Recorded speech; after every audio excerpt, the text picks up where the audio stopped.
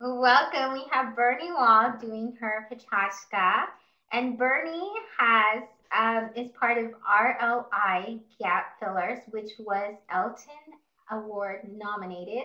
And as you have heard, hopefully she'll be getting another Elton Award nomination very soon with the VRT. We're so lucky to have her.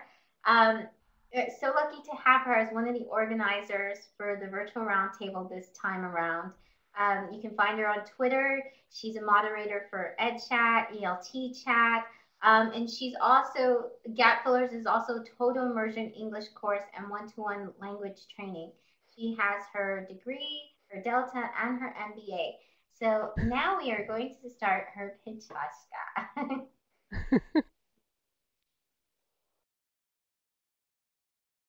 Okay, coming up.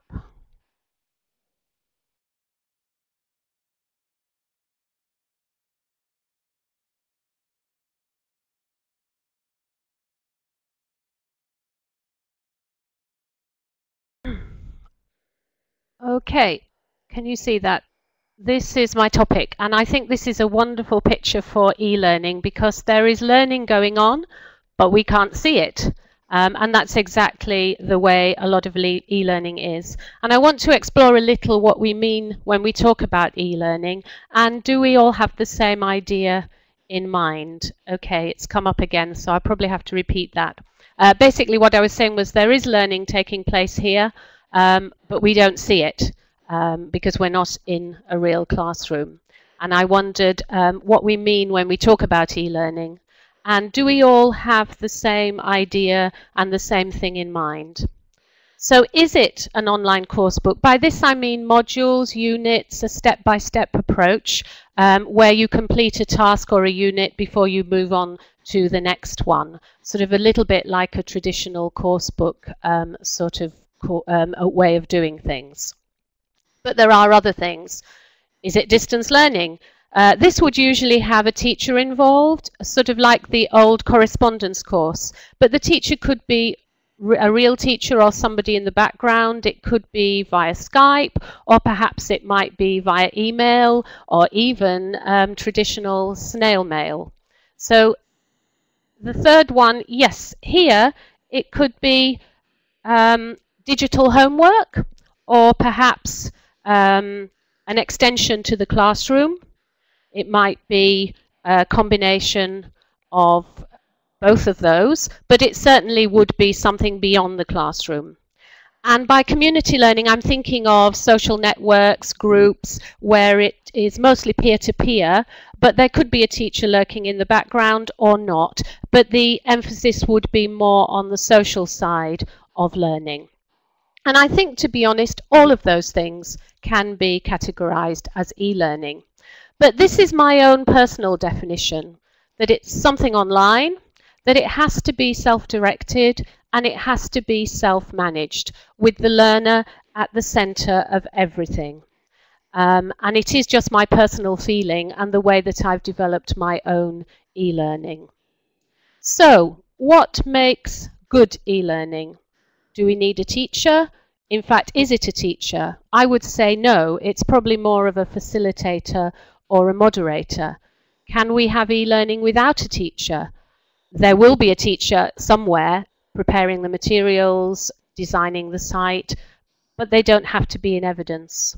We don't want students to get dizzy. They need to know where to go, how to move backwards and forwards. Things need to have some sort of logical arrangement so that learners can manage their route throughout the site to the exercises, to the answers, and back again. This is key. I think learners need to be in control. They need to decide which way they want to go, and I don't think that they should be pushed down a particular path. I think it really should be in their hands. Woo. Also, I think this is key too. This is a kind of traditional I know best sort of situation, but the learner must be in control.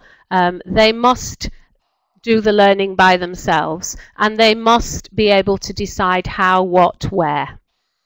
Unlimited access, absolutely vital. If it's not 24 hours, then it's going to be frustrating. And it needs to be exploratory, and people need time to be able to access everything. There are so many different things on the internet, so many ways of finding new material. But each learner is unique. Not everybody wants the same things. And I think even within one particular environment, you can give lots of different choices so that learners can go off and choose the things that interest them and the things that they want to learn. So it really is customized, but by the learner. In order to do this, I think we need to give lots of links. I like things packed with links. It could be biographies, it could be etymologies, it could be more information, and then it's up to the learner to choose what they want. Okay, learners working alone online are not necessarily isolated. They choose to do that for a variety of reasons, but I don't think we should see people as isolated, nor are they sad people. It's just their choice for various reasons. And I think peer-to-peer is something that learners online want as much as learners in the classroom. And it's good to offer these opportunities for them. So it could be through means of collaboration, perhaps games, perhaps wikis, or interactive things where other people can be brought in. And you provide the opportunity. Whether the learners choose to take it or not is entirely up to them. And I've had many a chat just sitting on my own or with just one other person, but I think you still need to provide that because you never know, there may be people lurking. And here are some of the advantages, which I think the one that's just whizzed past was fairly self-explanatory. Traffic. It means that you can do it when you want, thinking about digital footprints, thinking about managing your time. Here, you can do it when you're relaxed. Grab a coffee, grab a tea, grab a glass of wine, do it in a relaxed manner, be focused. This takes away some of the fear. You can do it at your own pace, within your own comfort zone, and really feel as though you are completely and utterly in control. And I think control by the learner is the key thing to any kind of e-learning. And a great e-learning environment will result in great learning. I'm absolutely convinced of that.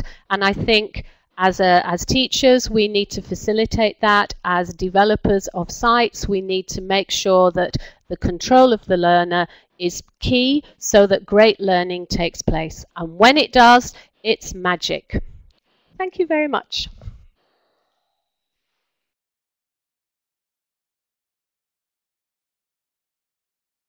Wonderful. Absolutely wonderful. Awesome. Berni, you're talented. I don't know if you saw my daughter coming in to push her away. You did that even like